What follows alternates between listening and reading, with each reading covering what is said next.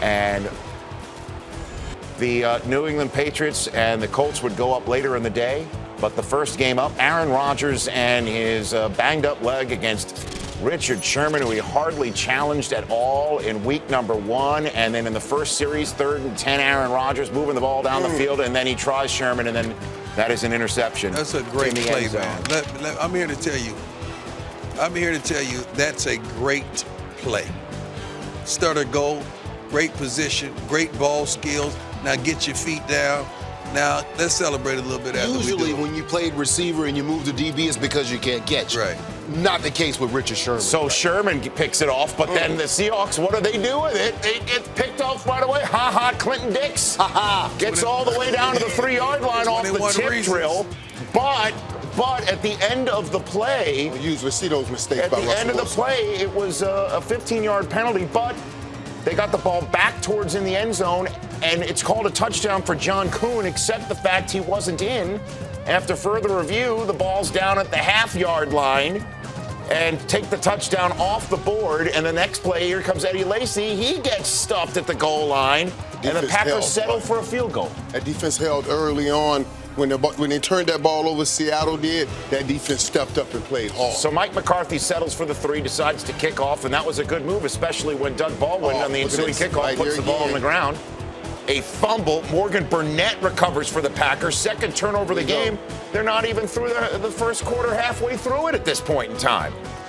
And the Packers, it's their 3rd possession of the game already, all of them reaching Seahawks territory. This one starting in the red zone, and then Rodgers in the end zone, and he misses Jordy Nelson. That hurts right there, man. She just had a little bit more air up under that ball, so Jordy could have found it when he turned his head. Green Bay had to settle for another field goal when Aaron Rodgers watched his defense put Wilson on the ground. It's Julius Peppers trying to make his first Super Bowl and win it. And that got the ball back for Green Bay, who moved the ball down the field again in the red zone with a flag on the play, a wide-open Randall Cobb. And Aaron Rodgers' last 9 postseason touchdown passes have now gone to 9 different receivers. He'd never found Cobb, but he did right here wide open. Look at this right here, man. And Aaron Rodgers, man, you could tell he was in much better condition. He looked much better than he did last week. His calf was doing better, and he shot that ball in. 13-0. The defense is talking to one another on the sideline, trying to fire each other up. It's 16-0 second quarter when Russell Wilson tries to force one downfield, and there's that Clinton Dix fella again. I must say, like that one. Clinton Dix, what must you say? When I was watching this, I was a little bit upset with Kearse in his effort, at least trying to move that ball or stop the interception or something. And Russell Wilson took a major hit from Clay Matthews, who was flagged 15 yards. They called it a blindside hit, but it was really more helmet to helmet is what it should have been at least. So, but Russell was not knocked out of the game.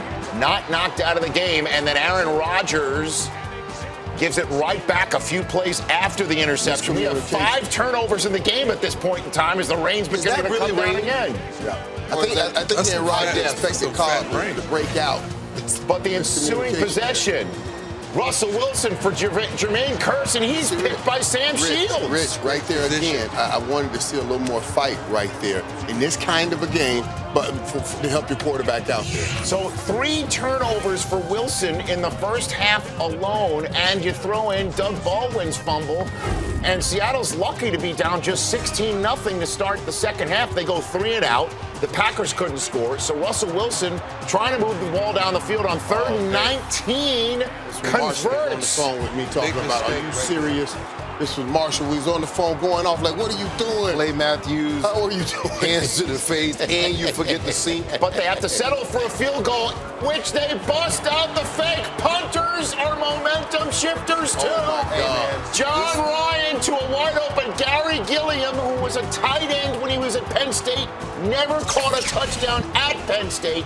This is his first career touchdown. Look at the predicament that they put A.J. Hawk in. He's in a tough situation. And he go get the runner. But I'm not going to surrender to 6. I give you the first down. I'm not surrendering to 6. Bad decision by A.J. Hawk. That is a big-time fake kick and throw to put the Seahawks on the board, but momentum started wearing a yellow helmet as James Starks is running through, bursting free for 32 yards. And Richard Sherman gets hurt on the collision with Cam Chancellor, and he comes up holding his elbow. He didn't miss a play, but he clearly was a one-handed defensive back the rest of the day. Hyperextended, I believe. And it's possible that he has nerve damage. He says that he will play later on. He did soldier on in this game that it's a 19-7 game, and Russell Wilson gets on the tip drill. But why are you falling down? Morgan Burnett slides. The game is not over. With 5 minutes to go. Man, what is wrong with you? Well, Jermaine Kersey went off of his hands, so he was having a rough day at this point, to say the least. But the Packers would just run the ball and forced Seattle to use 2 of its timeouts. They decided not to call a timeout here and save one more timeout, which was an interesting move. So Mike McCarthy kicks the ball back to Seattle. 3 and change to go. Complete to Doug Baldwin, trying to get out of bounds. He cannot, so the time is still ticking. Doug Baldwin made some plays when they needed him to make some plays today. 2nd and 10, 3 minutes to go. Russell Wilson throws it for Marshawn Lynch, who tiptoes the sideline, and it's ruled a touchdown, except for the fact thank God we have replay. Well, his gold sole shoes showed clearly he was stepping out of bounds way further back. But so happy we have replay. Instead, Marshawn Lynch gets it inside the 5, and Russell Wilson takes it in from there, and he scored before the 2-minute warning. Why does the defender always look like it was somebody else's guy? 19-14. Stephen Hauschka, you kick it deep and you go onside. The Seahawks go onside, and it's a good decision because it works. Jordan Nelson waiting on that ball. Brandon Bostic goes to jump for the ball. He won't jump no more. And it goes off of his helmet and into the hands of Chris Matthews. Look at Coach. What of hand team. He was on the front line blocked. Jordy Nelson is there waiting for the ball. So instead, the Seahawks now have the ball back at midfield, and Russell Wilson, first play, pulls it out from Marshawn. Danger. And takes it to the 35-yard line with even a tick before the 2-minute warning. Now, unbelievably, the Seahawks might be scoring too quickly from the 32-yard line. First down, Luke Wilson. Silent L is somewhere within his name. Luke Wilson with the first down moves forward. Next play on the Packers 24. And here comes Marshawn Lynch running downhill. I love watching how he stops everybody and shakes your hand politely. I'm a beast, but I'm going to handle this mode like a gentleman. It's a touchdown, 20-19. If we ask Steve Mariucci, what does the book say you should do? Go for 2. Now this play makes me mad. And it looks like the play is blown up. Oh, my God. Russell Wilson buying time. A prayer to Luke Wilson, and it is answered. Did somebody tweet me and tell me what was Clint Dix doing? Well, he was a ball hawk all day, making plays with the ball all day, and did not hear. I actually got angry at that point. I don't care who wins. I just really I like good football. You got to make that play as a defensive back. And that would be a huge 2 points because Aaron Rodgers had more than enough time left and all 3 timeouts, and he hardly needed them because he kept moving the ball down the field quickly. Jordy Nelson to the 38-yard line of Green Bay, 15 yards. Next play, a minute 2 left. Rodgers to Cobb over the middle, now on the plus side of the field. Next play, 43 seconds to go. Aaron Rodgers buying time, extending the play with his one good leg. What does he do? All sorts of green grass in front of him. He limps his way out of bounds. First down. Mason Crosby is in field goal range. 3 plays later, 3rd and 10 for the Seahawks, 36-26. Ticks to go.